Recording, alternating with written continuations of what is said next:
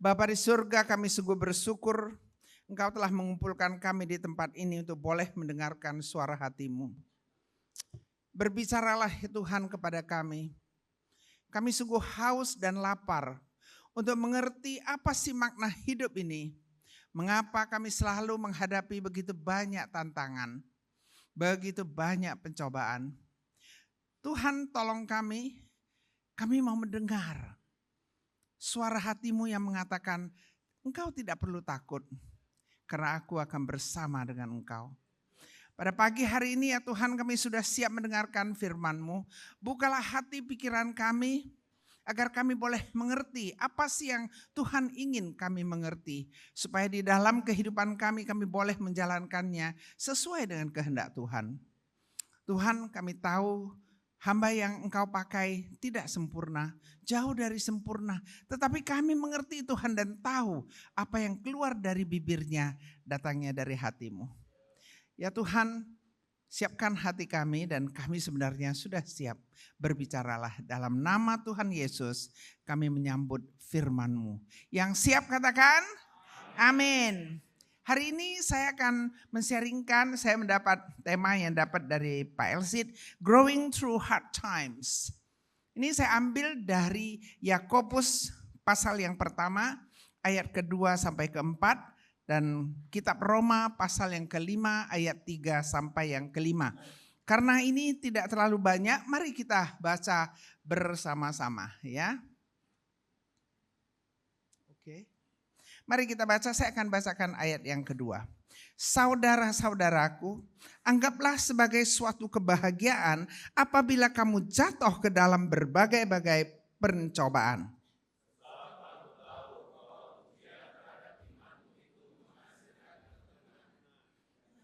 Dan bersama-sama.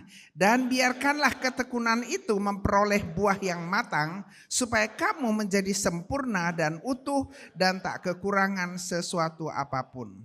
Sekarang kita baca Roma pasal 5 ayat 3 sampai 5 juga sama ya. Saya akan bacakan yang ketiga.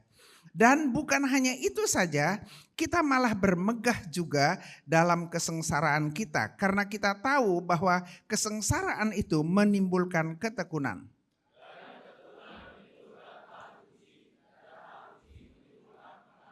Bersama-sama, dan pengharapan tidak mengecewakan karena kasih Allah telah dicurahkan di dalam hati kita oleh Roh Kudus yang telah dikaruniakan kepada kita. Shalom sekali lagi, selamat pagi. Sungguh senang ya, saya tadi khawatir dari kemarin tuh khawatir berapa lama bisa tiba di tempat ini. Sebenarnya saya dari tahun 80 itu sudah ada bisnis di Cakung. Ya, ada bisnis di Cakung, gudang kami itu ada di Cakung. Itu sudah berapa tahun yang lalu ya? 46 tahun yang lalu. Nah, sekarang sudah tidak ada. Jadi kalau dulu setiap kali Cakung tapi semua sampah. Di mana-mana semua gundukan sampah, dan gudang kami pun sebenarnya terdiri dari bekas gundukan sampah ya. Tapi sekarang saya tadi kaget sekali. Udah lama gak lewat jalan ini karena aduh macet banget. Cakung, ya ampun Elsit, kenapa Cakung gitu. Gitu kan. Tapi kan gak berani ngomong begitu. Sudah bilang yes. Mam nanti datang ya ke Abalau. Iya, saya bilang gitu kan. Udah gitu baru dia keluarkan alamatnya. Cakung, ya ampun Cakung. Rasanya Cakung itu kok di luar dunia sana kayaknya gitu ya. Karena udah lama sekali. Tapi saya bersyukur, terima kasih ya untuk Elsie dan Monica dan juga Pak Budi dan Bu Hana. Nah, pada waktu kita bicara tentang bagaimana kita bisa grow through hard times. Pada waktu kita bicara tentang hard times, kita itu harus ingat bahwa sebelum kita itu mengalami yang namanya hard times, kita itu pasti biasa-biasa aja. Kita biasa aja, dengan Tuhan juga biasa aja. Tetapi begitu kita alami yang namanya hard times segala macam, saya tadi sudah dikenalkan. Sebenarnya gak boleh dikenalkan, saya 84 tahun. Kata orang saya baru kelihatannya seperti 48, kok gimana sih? Ini senyum, ini tepuk tangannya benar apa enggak ini? Saya belajar, kalau kita mau tekun, kalau kita mau teguh, kalau kita mau hebat, memang kita harus pernah mengalami itu semua. Orang selalu mengatakan, kok saya bisa ya? Kok saya bisa bertahan dengan usia begini ini masih oke-oke aja? Karena saya pernah melalui begitu banyak hard times. Begitu banyak sampai tidak bisa dihitung. Anda boleh cerita tentang kehidupan pribadi, hard times dari personal life, hard times dari bisnis, hard times dari pendidikan, hard times dari keluarga. Coba, semua saya pernah alami. Saya pernah alami, tetapi pada waktu kita mengalami hard time, suffering, baru disitulah Tuhan membentuk kita menjadi manusia yang tekun. Karena kita harus bisa menghadapi itu semua. Setelah itu baru bisa keluar menjadi victor, betul? Baru kita bisa menjadi winner setelah kita mengalami itu semua. Gak ada jalan yang mulus terus, gak ada. Percayalah, kita semua harus melalui hard time. Makanya saya katakan beyond suffering. Growing itu harus through suffering ya. Growing itu harus through suffering. Wah, ini luar biasa, cepat sekali keluarnya ya. Nah, di Yakobus 1 ayat 2 dan sampai ke 4 dikatakan di situ, kalau kita berhadapan dengan segala macam pencobaan, anggaplah itu kebahagiaan. Saya pikir, ini yang nulis ini gimana sih? Sudah mengalami pencobaan kok harus mengatakan bahwa itu adalah satu kebahagiaan. Blessed, diberkati. Jadi kalau kita mengalami pencobaan, kita harus merasa bahwa aduh, aku betul-betul diberkati loh. Karena diberikan kesempatan untuk mengalami. Saya waktu kecil, papa saya meninggal saya usia 3 bulan. Nanti di buku saya itu ada ya. 3 bulan papa udah meninggal, 10 saudara saya anak paling kecil, bisa bayangin. Yang paling kecil itu sudah nggak bisa diperhitungkan. Hidup saya susah. Sudah nggak ada bapak, rumah dibakar, mobil dibakar zaman perang tahun 42. Siapa yang udah lahir tahun 42 di sini? Jadi hidup susah dari kecil. Sekolah nggak ada uang untuk bayar uang sekolah. Menikah dengan suami yang aneh bin ajaib. Ya ini mungkin di sini juga ada ya suami yang bin ajaib ya. Jadi suami saya itu aneh memang. Sudah nggak sekolah, tidak bisa baca ABC, kemudian suka wanita, kemudian tidak mau kerja, kemudian KDRT. Lengkap pokoknya itu namanya menunya lengkap. Segala menu ada di situ semuanya ya. Nah itulah yang saya alami. Tetapi saya percaya andai kata saya tidak mengalami itu semua, hari ini saya tidak akan berdiri di sini. Jadi semua hard times yang saya alami itu adalah membekali saya untuk menjadi siapa saya hari ini. Dan saya bersyukur kepada Tuhan. Ya, bersyukur kepada Tuhan. Kita lihat di situ jelas sekali bahwa kalau kita mengalami pencobaan, anggaplah itu kebahagiaan. Karena apa? Karena ujian terhadap iman itu menghasilkan ketekunan. Dan ketekunan itulah yang membuat kita seperti sempurna, membuat kita itu betul-betul menjadi utuh dan tidak kekurangan suatu apapun. Itu luar biasa sekali. Tetapi kita harus tahu sebelum kita itu menjadi apa yang kita lihat hari ini, kita itu harus mengalami yang namanya suffering, and then disitulah kita itu harus surviving. Harus ada survive-nya, baru kita itu bisa growing. Jadi kebahagiaan itu, atau saya katakan sukacita, karena dalam bahasa Inggris itu joy. Joy itu adalah sukacita. Sukacita itu adalah dari trial dan dari perseverance. Kalau kita bisa terus melewati itu semua, maka kita akan mengalami sukacita yang dari Sang Bapa. Amin. Saat ini kita hidup di dunia yang betul-betul kita tidak tahu apa yang akan terjadi besok. Kita nggak tahu. Perang dunia sebentar bilang bensin tidak naik, sebentar naiknya 65%, ya kan? Sebentar katanya ada makanan bergizi, tiba-tiba makanannya membuat orang sakit perut dan sebagainya. Kita nggak tahu.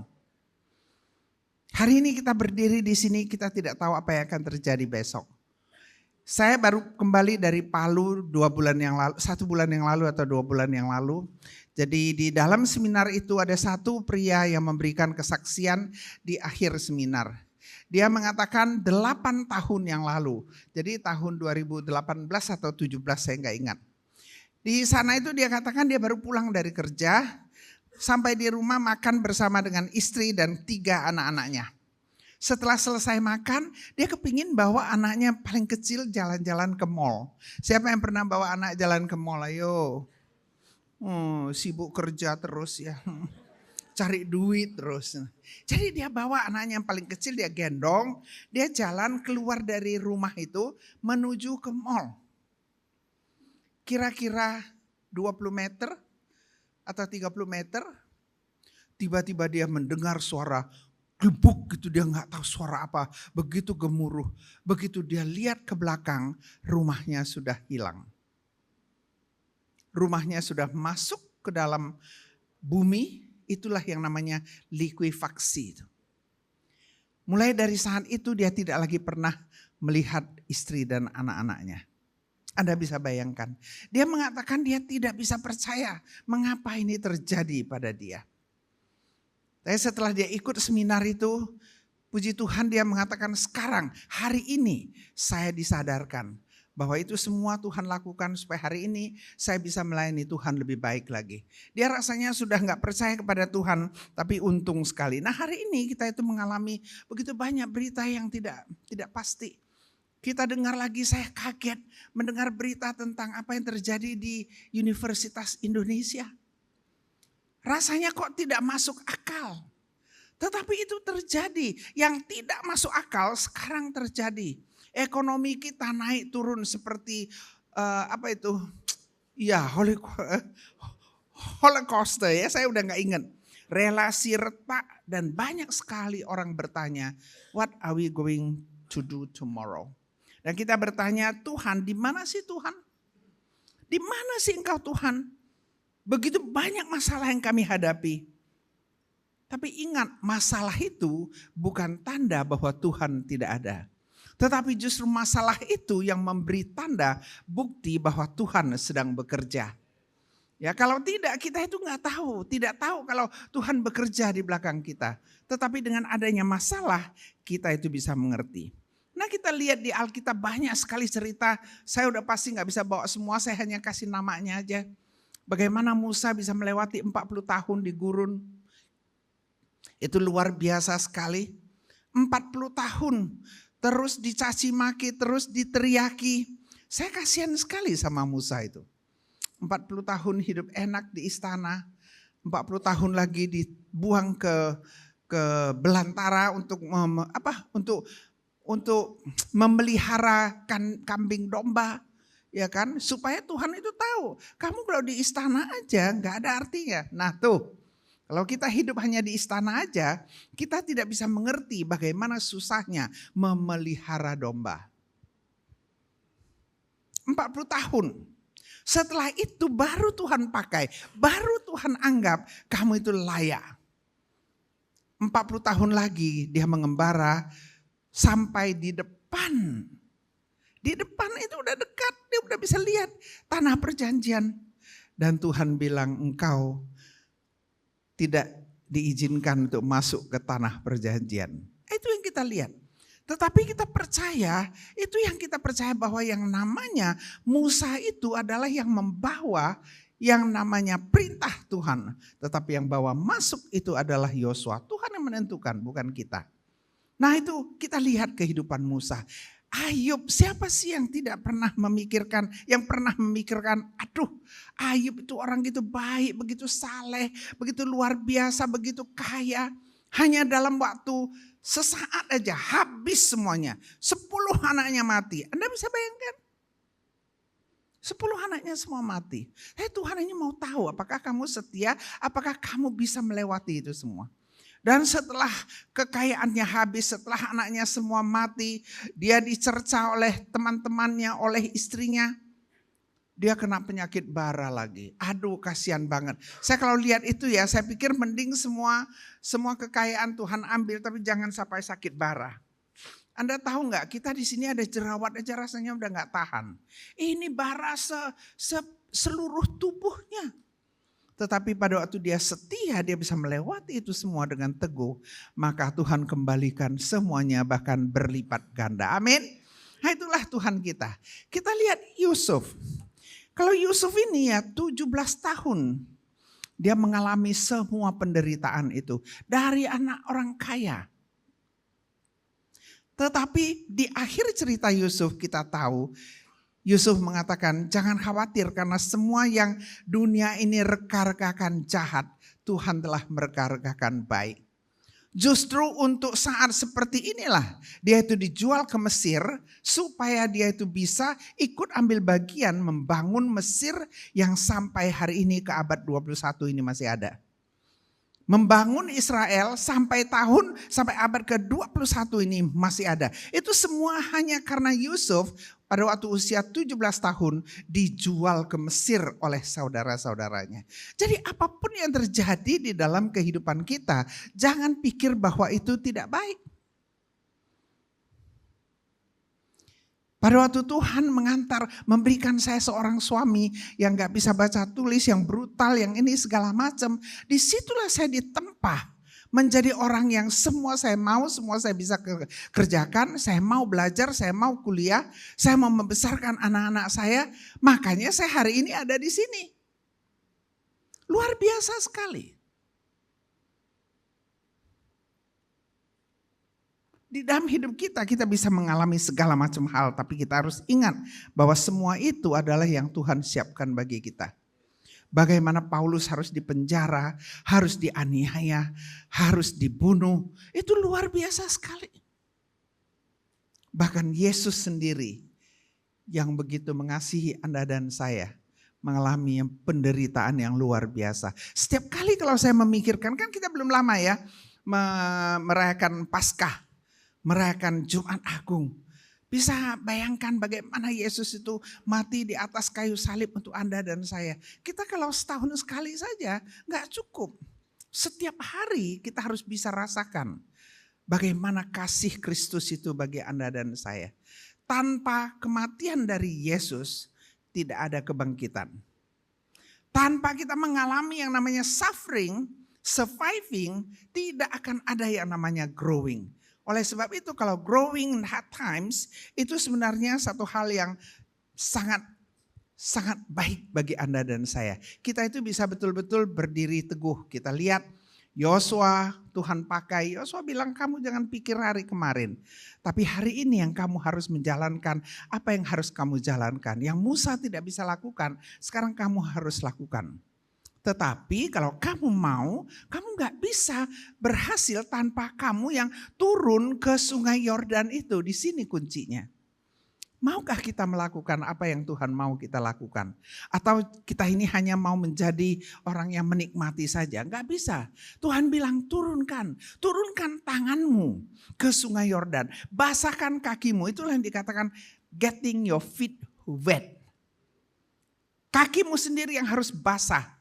Kamu harus turun ke sungai Yordan, kamu harus seberangi sungai Yordan ini. Percayalah di seberang sana aku sudah sediakan setiap tanah yang engkau injak, setiap tanah yang melewati langkah-langkahmu, itu semua akan menjadi milikmu. Engkau akan menjadi pemenang, apapun yang kamu lakukan akan berhasil. Tetapi kamu harus melewati ini hard times.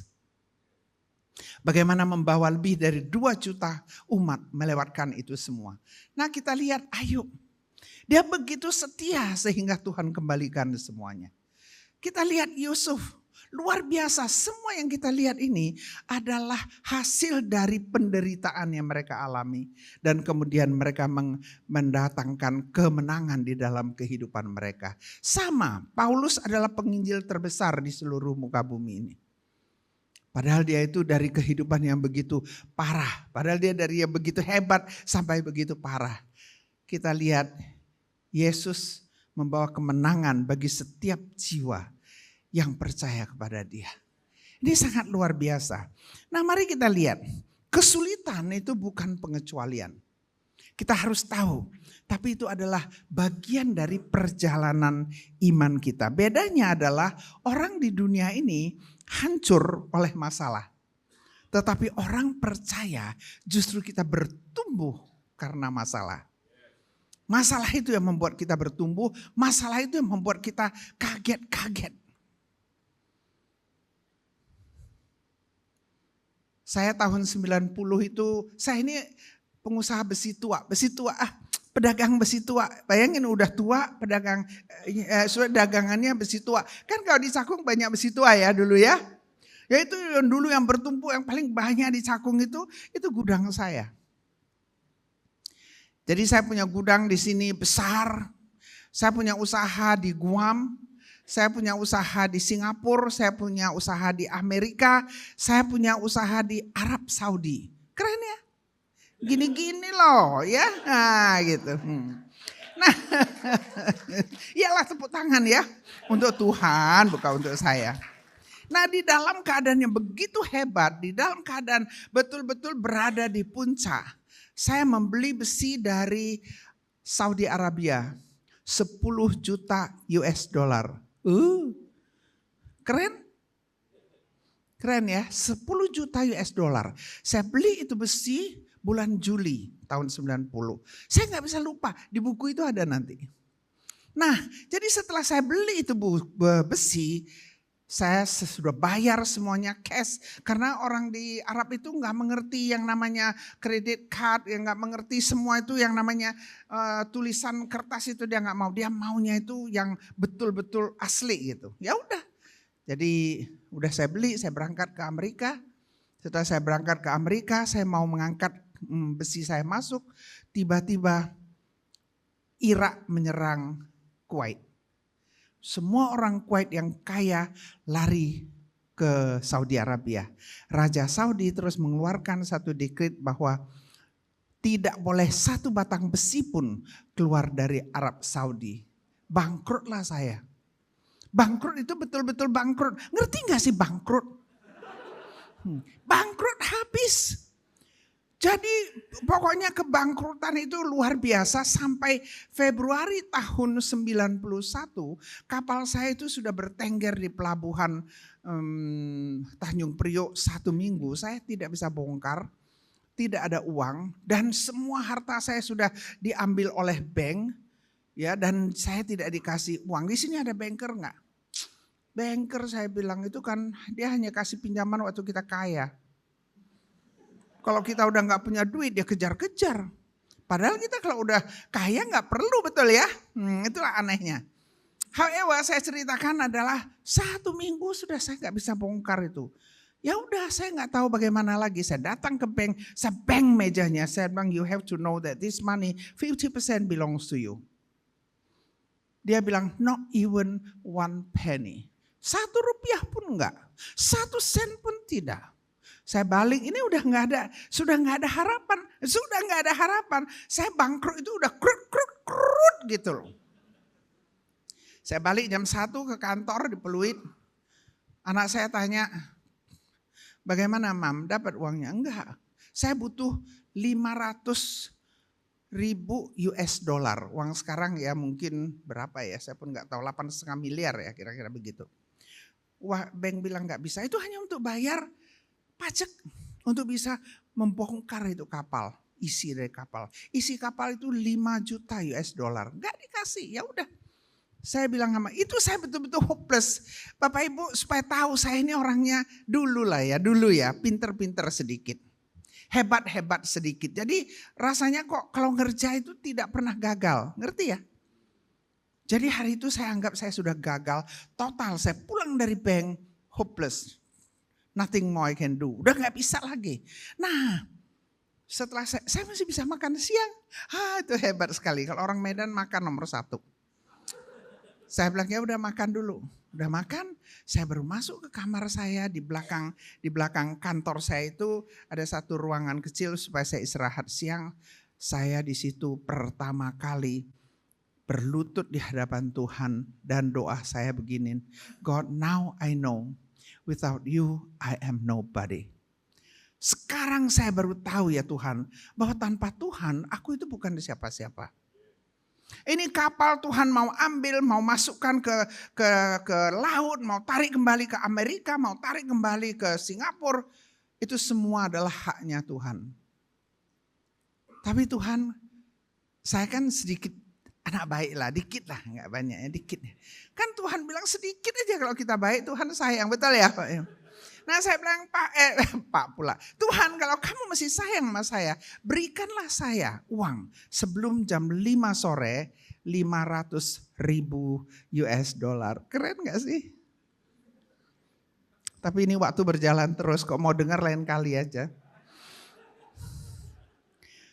Saya keluar dari situ, saya ambil saya punya, kalau dulu itu telepon mobil itu segini ya. Lebih gede dari ini ya, angkat telepon mobil, masuk ke Mercedes warna hitam, keren kalau dulu itu keren. Masuk ke Mercedes, mungkin itu Mercedesnya masih angsuran belum selesai. Tapi pokoknya naik mobil keren ya. Naik mobil keren, berangkat mau meeting dengan Tommy Soeharto, pernah dengar? Keren ini ya.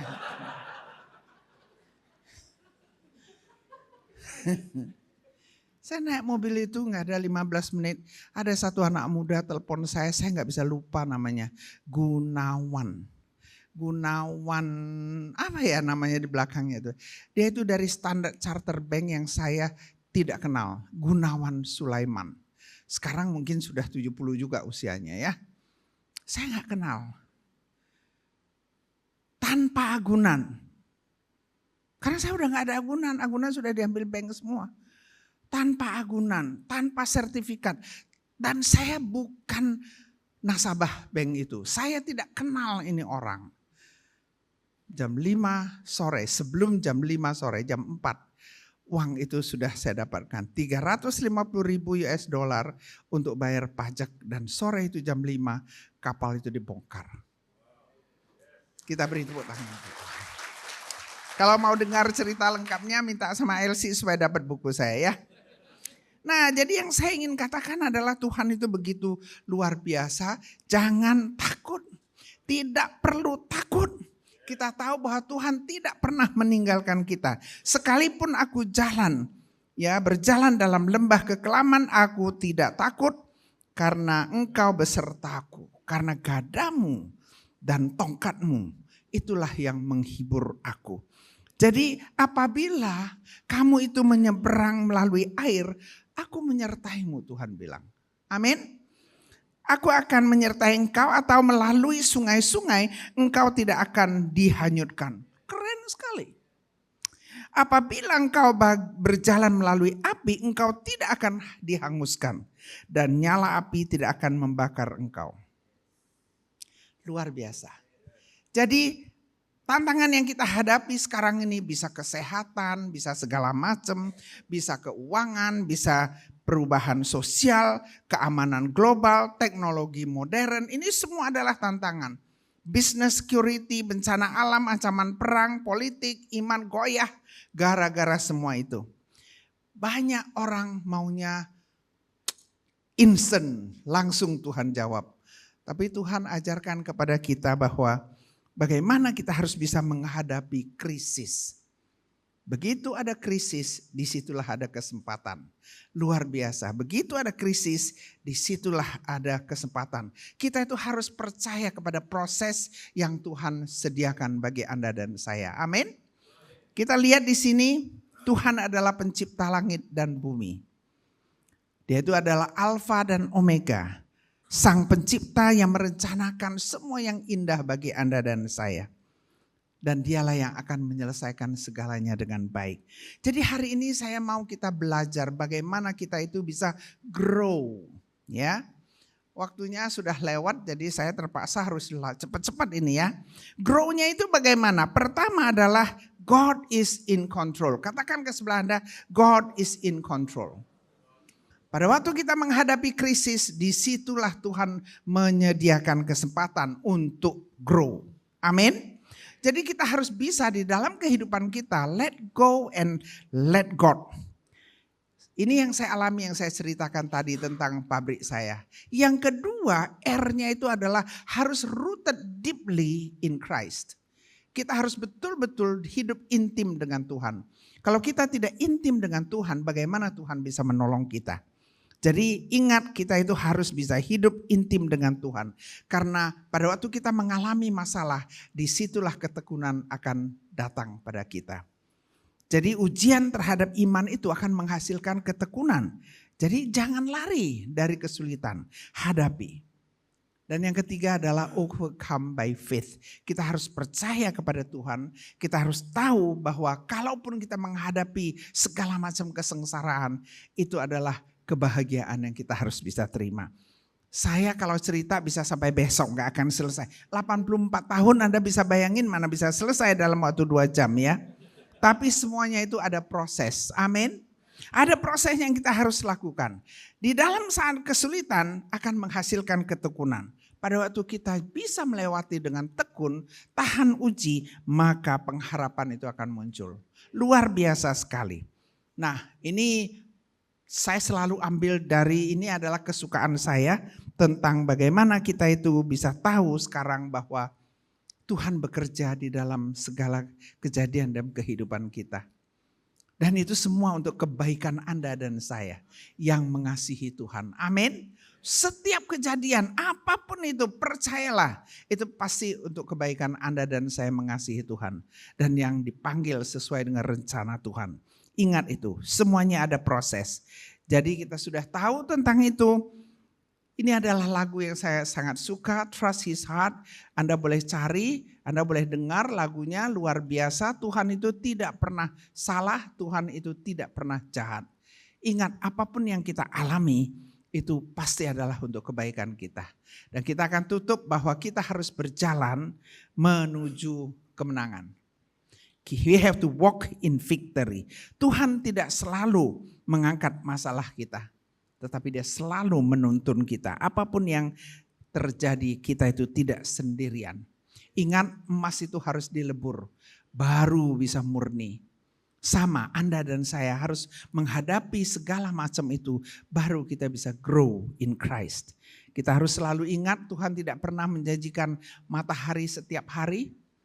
Tidak pernah menjanjikan yang namanya bunga akan terus berkembang setiap hari. Tetapi Tuhan janjikan, aku akan senantiasa menyertai engkau. Ingat pada waktu pintu Anda tertutup.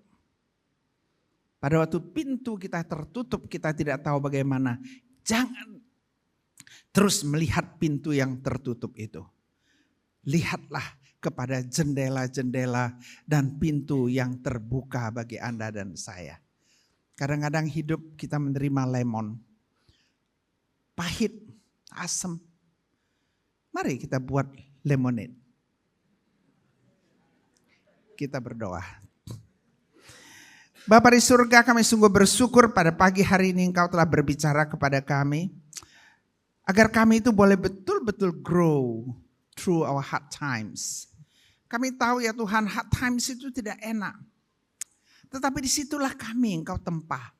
Untuk menjadi orang yang Engkau anak yang betul-betul Engkau sayangi, Engkau kasihi, Engkau berkati. Sehingga kami boleh mengalami berkat-Mu yang sangat luar biasa. Pada pagi hari ini kami merenungkan kembali mengapa hidup kami sering sekali mengalami hal-hal yang tidak menyenangkan. Tapi sekarang kami tahu ya Tuhan, semua itu adalah untuk kebaikan kami. Sehingga kami boleh melalui penderitaan itu, kami boleh survive and at last we can grow through all the hard times. Terima kasih Tuhan, kami mau serahkan hidup kami. Jangan coba kami terlalu berat, supaya kami boleh menikmati berkat Tuhan, anugerah Tuhan, kasih Tuhan. Dalam nama Tuhan Yesus, mari kita katakan amin.